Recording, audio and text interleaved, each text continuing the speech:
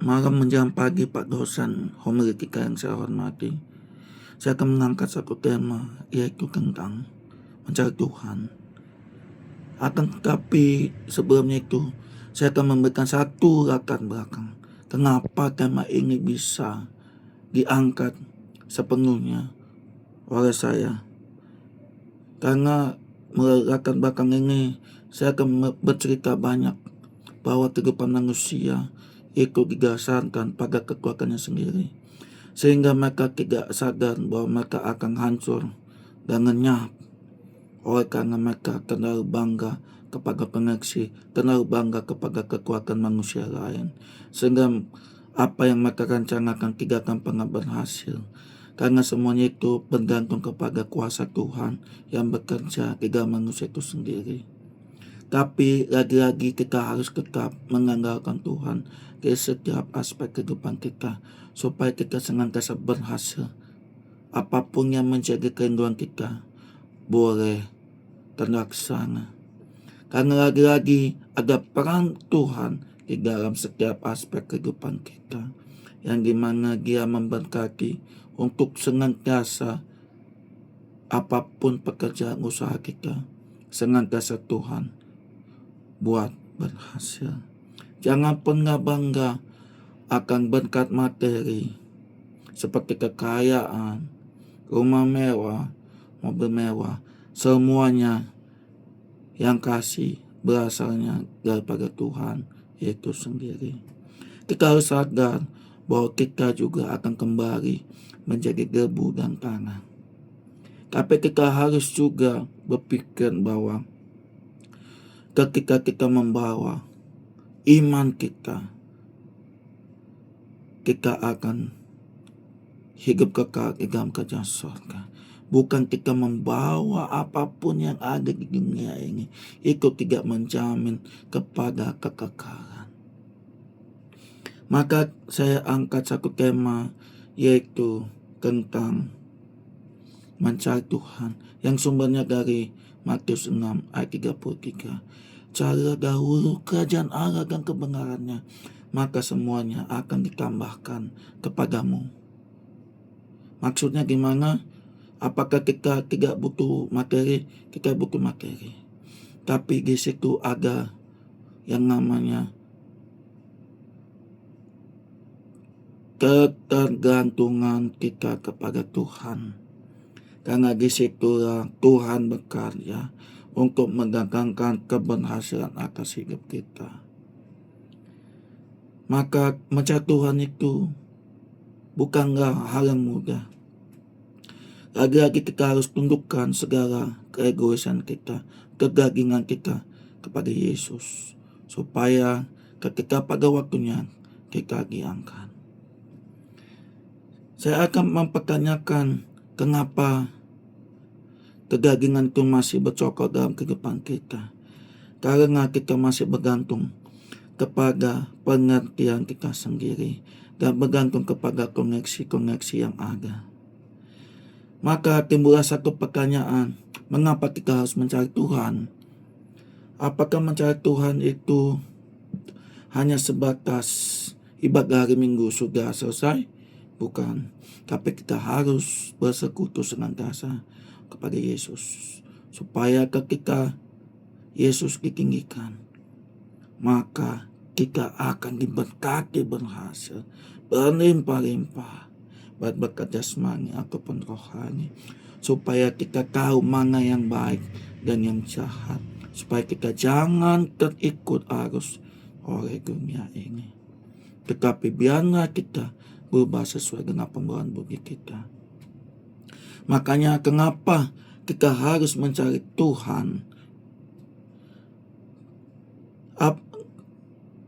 atau mengapa kita harus mencari Tuhan, merupakan suatu pertanyaan yang saya akan jawab pada malam ini.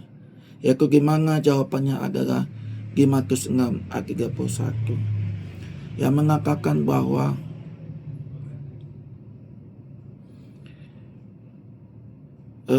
pada intinya gimana kita supaya jangan khawatir lagi, yaitu gimana kita mendapat pemberian Tuhan yang sempurna dalam hidup kita.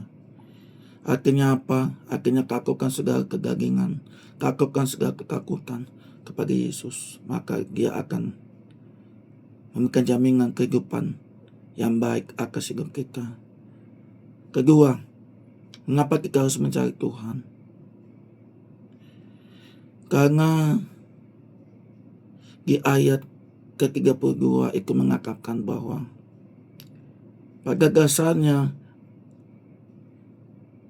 kita itu mencari Tuhan karena kita tahu bahwa Dia adalah Jehovah Jireh. Dia adalah Allah penyedia yang kita butuhkan. Karena lagi-lagi Tuhan yang memberikan itu berdasarkan kehendak-Nya, bukan berdasarkan kehendak kita yang jadi.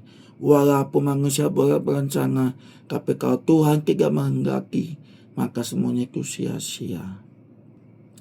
Jangan taruhlah pengharapanmu kepada kedaginganmu, kepada yang namanya kekuatanmu sendiri. Engkau akan hancur. Engkau tidak akan berguna lagi, karena kau sadar bahwa kekuatan itu tidak menjamin membawa kepada kekekalan. Tapi yang terpenting adalah kita harus berusaha. Ketika kita berusaha, maka Yesus atau Allah Bapa Surgawi akan menyediakan bagi orang-orang yang terus berharap, yang terus senantiasa menanti-nantikan janji Tuhan untuk digenapi di dalam kehidupan kita. Karena kita tahu Dia adalah Jehovah Jireh, Dia adalah Allah penyedia apa yang dibutuhkan, menurut kemuliaan di dalam Yesus Kristus Tuhan. Yang ketiga, yang terakhir adalah mengapa kita harus mencari Tuhan. Karena ayat 33 menjelaskan cara dahulu kerajaan Allah dan kebenarannya, maka semuanya itu akan ditambahkan kepadamu. Berbicara cara dahulu adalah merupakan suatu prioritas utama yang harus kita lakukan dalam hidup kita, memprioritaskan Tuhan di atas segalanya. Karena ketika kita mengandalkan Tuhan, maka semuanya apapun yang kita butuhkan, Dia akan kabulkan dari kerajaan sorga, asalkan kita mau tetap bersekutu kepada Dia di dalam roh dan kebenarannya yang ajaib, supaya pada waktunya nanti kita akan diangkat seperti bunga jawari yang terbang tinggi langit, yang melintasi cakrawala tanpa ada rasa lelah dan letih. Mengapa kita juga dalam hidup ini tidak berputus asa? Karena kita juga harus tetap berharap hanya kepada Tuhan. Karena Dialah yang memberikan pengharapan yang baru dan kekuatan baru untuk kita jalani hidup ini untuk lebih baik lagi. Jangan pernah andalkan kekuatanmu dalam hidupmu, tapi andalkanlah kekuatan Tuhan yang akan membawa engkau kepada hadapan yang penuh harapan. Hadapan yang indah, yang gemilang seperti matahari terbit di pagi hari dengan sinar yang luar biasa yang terus bersinar di dalam kehidupan kita. Jangan pernah menyepelekan akan suara Tuhan, tetaplah andalkan Dia di dalam aspek kehidupan kita. Sebelum saya menutup kisah khotbah saya pada malam menjelang pagi ini, saya akan bercerita tentang pengalaman saya ketika saya menjadi pengikut Tuhan, di mana saya dipulihkan dari segala keterpurukan hanya di rumah Tuhan, yaitu saya mengalami di gereja LBTC, yaitu Lawang Bible Training Center, yaitu GPI Jalan Suci Lawang, yang mengalami saya pembebasan segala belenggu dosa,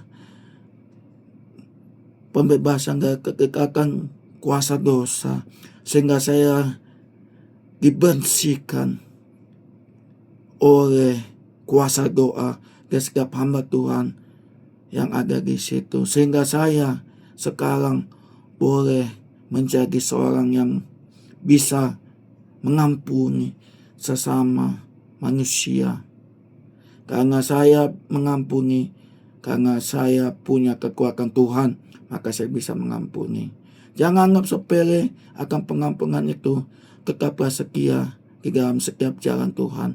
Percayalah, apapun yang kau doakan, apapun yang kau inginkan, akan tercapai dalam hidupmu, asalkan tetap libatkan Tuhan di dalam aspek kehidupanmu, baik sekarang dan sampai selama-lamanya. Di dalam nama Yesus Kristus Tuhan. Amin.